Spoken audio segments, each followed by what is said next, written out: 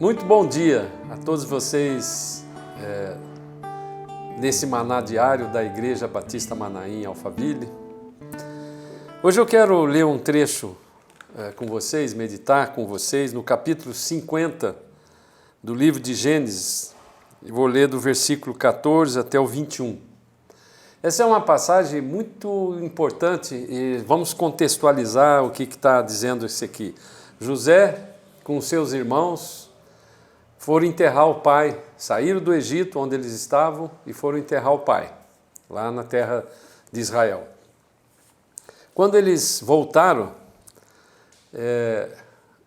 os irmãos, provavelmente 20 anos atrás, um tempo grande atrás, venderam José, vocês conhecem a história, venderam José para os ismaelitas como escravo, para não matá-lo, porque na verdade eles queriam matá-lo. E pegaram a capa que Jacó, pai dele, tinha mandado fazer para ele, uma capa especial, bonita, e trouxe muita inveja para os irmãos, né? Não se esqueça que Jacó casou com várias mulheres, quer dizer, entre mulheres e concubinas, e teve 12 filhos.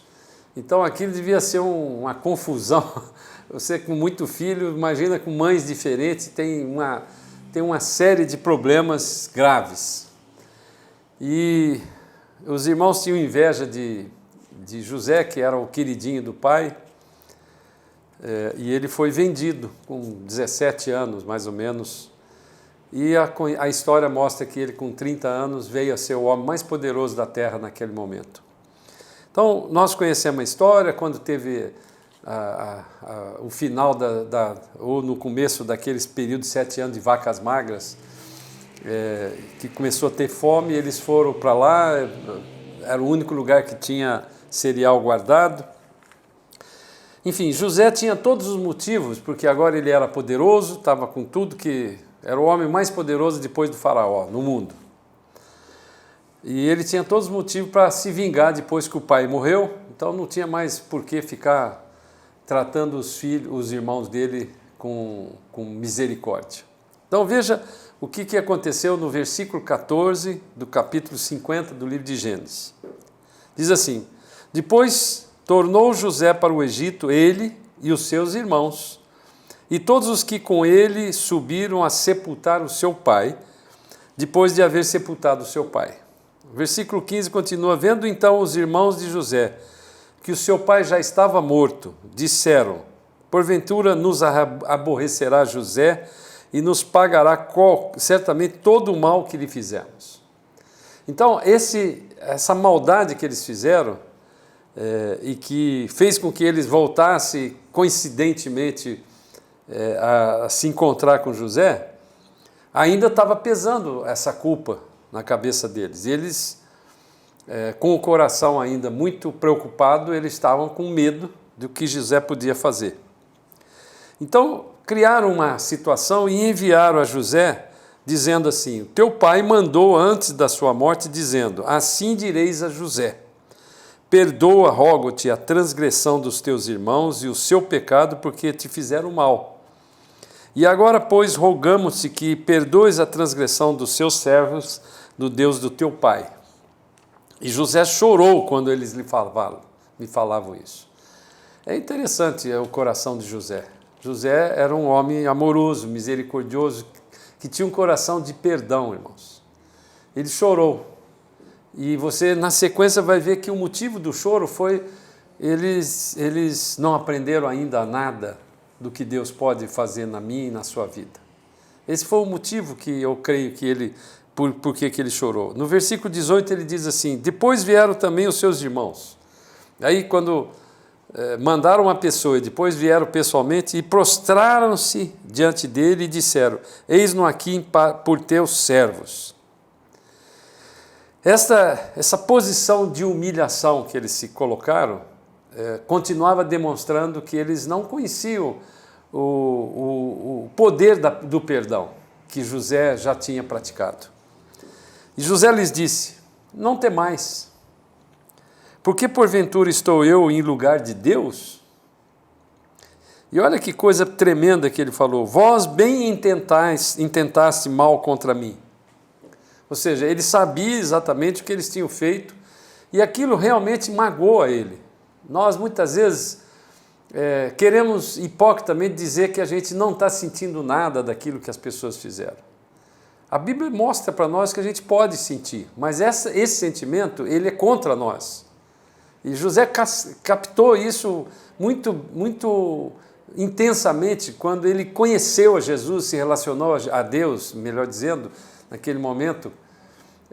Ele conheceu essa capacidade de perdão, mesmo que ele tivesse sentido. Então ele falou claramente: bem intentaste, vós bem intentaste mal contra mim, porém Deus o tornou em bem,